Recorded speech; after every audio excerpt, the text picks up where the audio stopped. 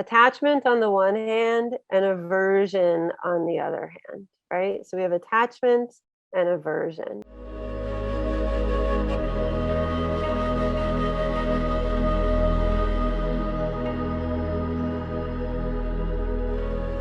Number one, number two, as hindrances to a meditation practice, is attachment on the one hand and aversion on the other hand, right? So we have attachment and aversion. So we can think of attachment as, when we're sitting in our meditation and we've said, for example, the intention is to be mindful of the breath. And then, thoughts arise and we go off and chase those thoughts, or a particular feel good sensation arises, right? And suddenly there's kind of like this desire to maintain that feel good sensation, right? A little bit of a sense of like craving, or needing our meditation to be one particular way, right? A sense of kind of chasing, going after things, right? And so this side of attachment, when that urge, that craving, that desire arises in meditation, it could be, craving of or urge to do something other than meditate, that type of feeling when it arises in meditation, we want to notice that, because it pulls us away from just remaining with the truth of our present moment experience, right?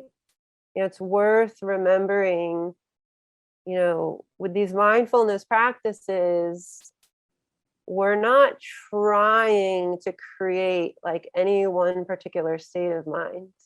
Of course, overall, we are practicing mindfulness and meditation because we want to be happier, right? We want to live healthier, happier lives. But when we sit down to meditate, it's not about trying to conjure this sense of happiness and then grabbing onto it, right? Like the happiness arises from learning to just be present with whatever comes into our field of awareness, just as it is, and working with that.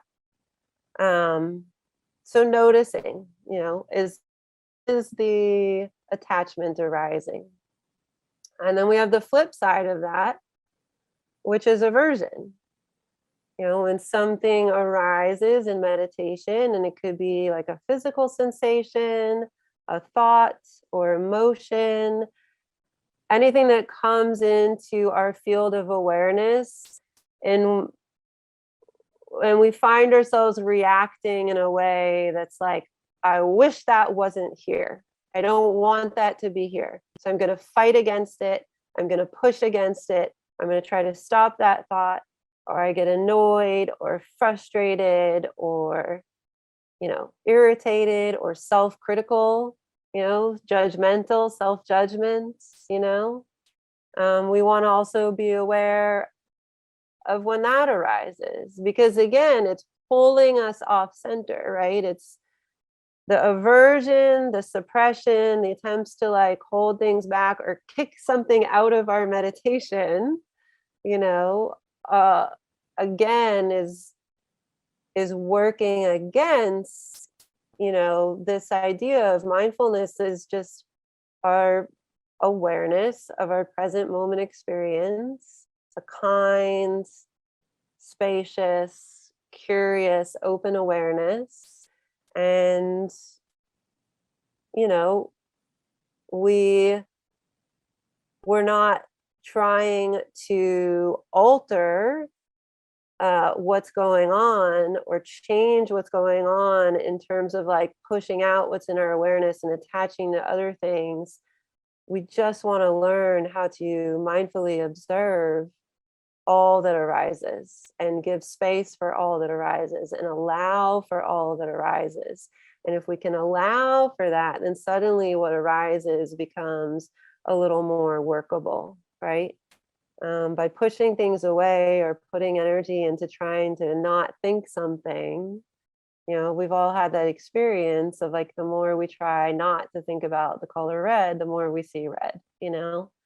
Um, that which we resist persists, as I think I've heard Sean say, many people say that.